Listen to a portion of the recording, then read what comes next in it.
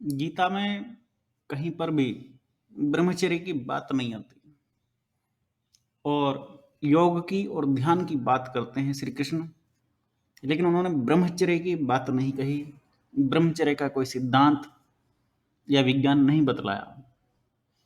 कर्म और उसके गुण और उसके फल, इन विषयों में बात की। लास्ट में 17-18वें अध्याय में श्री कृष्ण ने संसार में जितने मनुष्य पैदा होंगे, हुए हैं या हुए थे, उन सबके कर्म और गुणों का वर्णन किया है। लेकिन उन्होंने कहीं पर भी ब्रह्मचर्य का वर्णन नहीं किया। ये ब्रह्मचर्य की जो धारणा है, ये जो फितूर है, ये इंसानी फितूर पैदा किया हुआ है। रामचरितमानस में भी मुझे ब्रह्मचर्य के विषय में कहीं वर्णन सुनने को नहीं मिलता। और बहुत सारे ग्रंथों को उठा लीजिए तो उसमें हम सबको ये विज्ञान नहीं मिलता। और लेकिन वास्तव में कहीं ना कहीं ऋषि मुनि योगी कहते हैं कि ब्रह्मचर्य होना चाहिए, वीर्य की एक एक बूंद कीमती है। ये जब कुछ बात कहते हैं तो कहीं ना कहीं कुछ सत्य तो होता ही होगा, क्योंकि धुआं वहीं उठता है जहां आग होती है। तो कहीं ना कहीं इस ब्रह्मचर्य रूपी विद्या में सच्चाई है, सत्यता है। और लेकिन इसका विज्ञान क्या है? क्या ये वास्तव में इंसानी फितूर है या ये भी ऋग्वेद से ही जन्मा है? ऐसा क्या है? क्या ब्रह्मचर्य वास्तव में वेदों से उत्पन्न हुआ है? क्या इस बात को मान लिया जाए?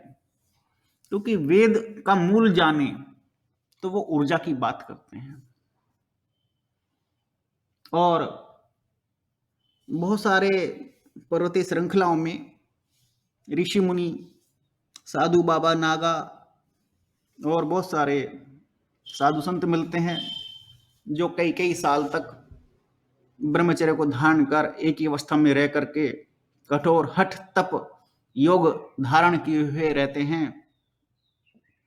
तो ऐसे में क्या एक गृहस्थी या एक नवयुवक, उसको ब्रह्मचर्य धारण करना चाहिए? क्या इसका सिद्धांत है? क्या इसका विज्ञान है? और इस विषय में तो मॉडर्न साइंस कुछ नहीं कह पाती, क्योंकि उसके अकॉर्डिंग ये शरीर से निकलना चाहिए और किसी न किसी रूप में अगर नहीं निकलेगा तो आप बीमार हो जाएंगे। उसकी बात भी कहीं ना कहीं सत्य होगी। तो एक कंफ्यूजन का विषय है। और इस कंफ्यूजन को अखाड़े के सन्यासी कैसे दूर करते हैं, इसके बारे में एक बात आती है लिंग भेदन की। कल्पवासियों की जो कुंभ का मेला लगता है, उसमें नए नए सन्यासी बनाए जाते हैं और उन नए नए सन्यासियों का मन संभोग अथवा सेक्स की तरफ न जाए, वो उच्च कोटि की साधना करने में सक्षम हो सके, इसके लिए एक लिंग भेदन की प्रक्रिया होती है। ये तंत्र शास्त्र में भी आता है। लिंग भेदन का मतलब ये नहीं कि उनका लिंग काट करके निकाल दिया जाता है, ऐसा नहीं। शरीर में कुछ छेड़छाड़ नहीं होती, बल्कि मंत्रों से जो तरंग मन मस्तिष्क को प्राप्त होती है, वीर्य निकलते समय, संभोग करते समय अथवा डिस्चार्जिंग करते समय जो तरंग मन मस्तिष्क को प्राप्त होती है, मंत्रों से उस तरंग को रोक दिया जाता है। ये लिंग भेदन की प्रक्रिया है।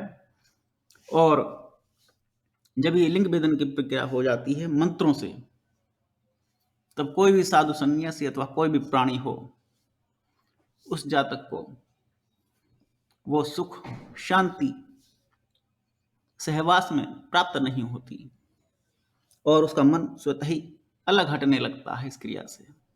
क्योंकि जहां आनंद है वहां मन भागता है, और जब किसी विषय वस्तु में आनंद ही नहीं है तो मन उस तरफ नहीं जाता है।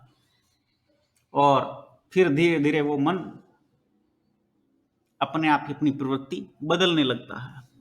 उसका मन, सन्यासी का मन स्वतः ही परमात्मा के मंत्रों की तरफ जाने लगता है।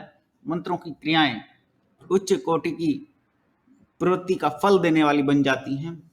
इस तरह से वो ब्रह्मचर्य की तरफ बढ़ता चला जाता है।